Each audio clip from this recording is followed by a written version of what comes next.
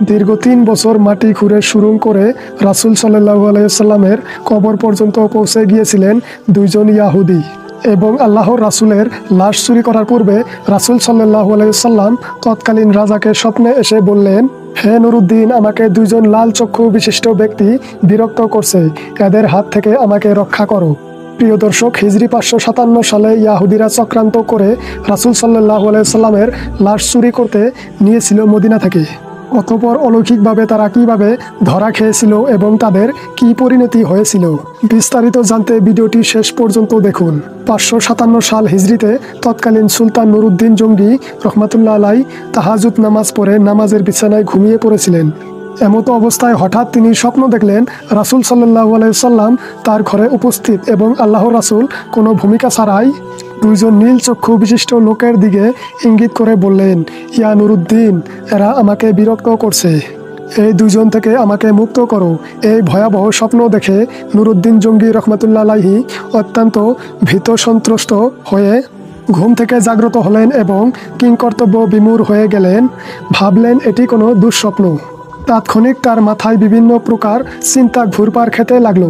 তিনি ভাবলেন, আল্লাহর রাসূল সাল্লাল্লাহু আলাইহি সাল্লাম তো এখন কবরের জীবনে তার সাথে অভিশপ্ত ইয়াহুদিরা এমন কি ষড়যন্ত্র করতে পারে।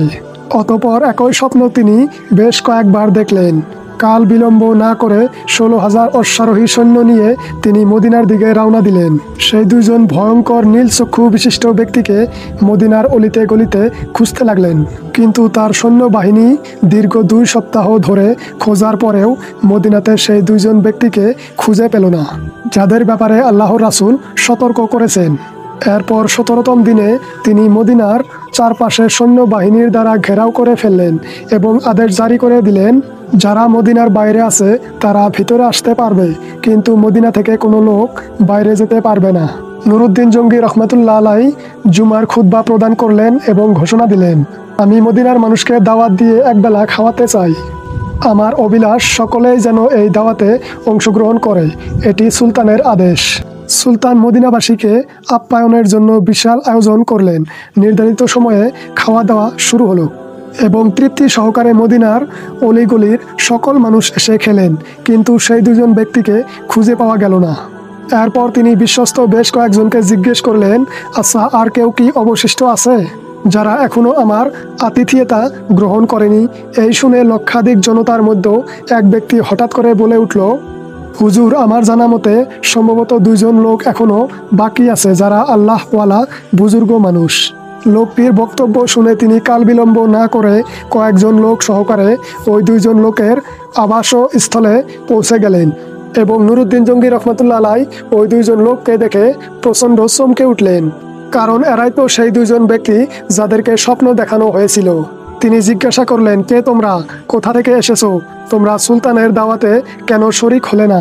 লোক দুটো তাদের পরিচয় গোপন করে বলল, আমরা মুসাফির, হজের উদ্দেশ্যে এসেছিলাম, কিন্তু প্রিয় নবী সাল্লাল্লাহু আলাইহি সাল্লামের প্রেমে আত্মহারা হয়ে আর ফিরে যেতে মন চাইল না, তাই বাকি জীবন রওজার পাশে কাটিয়ে দেওয়া নিয়তে এখানেই রয়ে গেছি। উপস্থিত জনগণ তাদের পক্ষ হয়ে বলল, হুজুর, এরা খুবই আল্লাহওয়ালা মানুষ, সারাদিন ইবাদত বন্দেগী করে। এরপর সুলতান কারো কথায় কান না দিয়ে তাদেরকে সেখানে আটকে রাখার নির্দেশ দিলেন।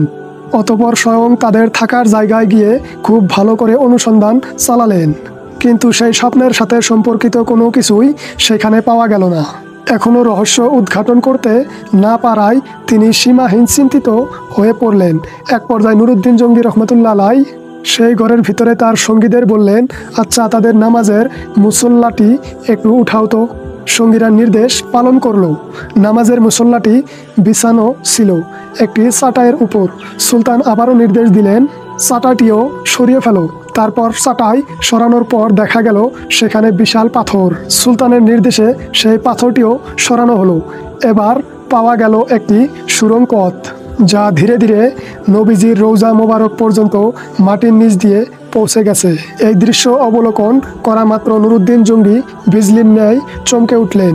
অতঃপর লোক দুটোকে লক্ষ্য করে ক্ষিপ্ত সিংহের ন্যায় ঝাঁঝালো কণ্ঠে গর্জন করে বললেন, তোমরা সত্যি কথা খুলে বলো, নইলে এক্ষুনি তোমাদের মাথা থেকে গর্দান সরিয়ে দেব। বলো তোমরা কে? তোমাদের আসল পরিচয় কি? কেন এখানে এসেছো? সুলতানের কথায় তারা অত্যন্ত ঘাবড়ে গেল। কঠিন বিপদ সামনে দেখে তারা আসল পরিচয় প্রকাশ করলো এবং বলল, আমরা ইয়াহুদি।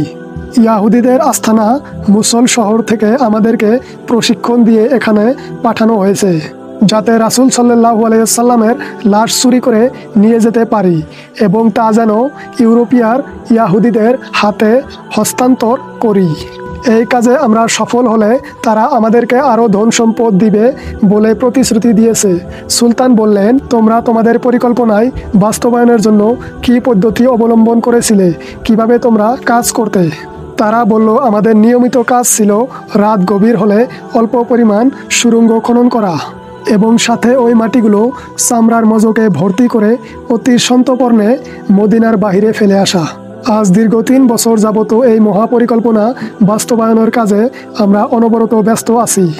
ঠিক যে সময় আমরা রওজা মোবারকের নিকটে পৌঁছে গেলাম, মাটি খুঁড়তে খুঁড়তে আর একটু গেলেই রওজা মোবারকে পৌঁছে যাব, রাসূল সাল্লাল্লাহু আলাইহি সাল্লামের লাশ আমাদের হাতে চলে আসবে।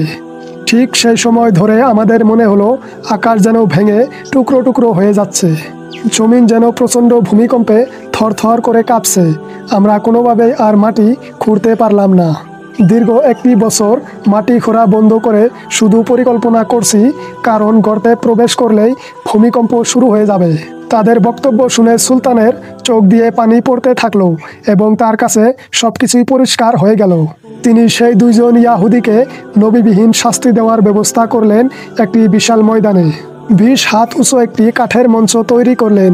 নির্ধারিত সময়ে লক্ষ লক্ষ লোক উক্ত মাঠে সমাবেত হলো। সুলতান নুরউদ্দিন জঙ্গি রহমাতুল্লাহ আলাইহি অপরাধী লোক দুটোকে লোহার শিকল দ্বারা আবদ্ধ করে মঞ্চের উপরে বসালেন। তিনি লোকজনদের বিপুল পরিমাণ লাকড়ি সংগ্রহের আদেশ দিলেন। তারপর লক্ষ জনতার সামনে সেই ইহুদি লোক দুটোকে মঞ্চের নিম্নভাগে আগুন লাগিয়ে পুরো ভস্ম করে দিলেন। কোনো কোনো বর্ণনায় আছে সেই আগুন নাকি দীর্ঘ 11 দিন পর্যন্ত জ্বলেছিল। অতঃপর বিপুল পরিমাণ অর্থ ব্যয় করে 1000 মণ সীসা গলিয়ে রাসূল সাল্লাল্লাহু আলাইহি সাল্লামের রওজা শরীফের চারিপাশে মজবুত প্রাচীর নির্মাণ করে দেন, যেন ভবিষ্যতে আর কোনো ইয়াহুদি চক্রান্ত করে নবীজির লাশ চুরি করার দুঃসাহস না দেখাতে পারে। এরপর তিনি রাব্বুল আলামিনের দরবারে শুকরিয়া আদায় করলেন এবং তাকে রাব্বুল আলামিন এত বড় খেদমতের জন্য কবুল করার তিনি সপ্তাহব্যাপী আনন্দ অশ্রু বিসর্জন দিয়ে মুনাজাত এবং সেজদায় পড়ে রইলেন। ইতিহাস থেকে পাওয়া যায় যে নুরউদ্দিন জঙ্গি রহমাতুল্লাহ আলাইহি ইন্তেকালের পর ওসিয়ত মোতাবেক তার লাশকে রাসূল সাল্লাল্লাহু আলাইহি সাল্লামের রওজা মোবারকের কাছাকাছি দাফন করা হয়।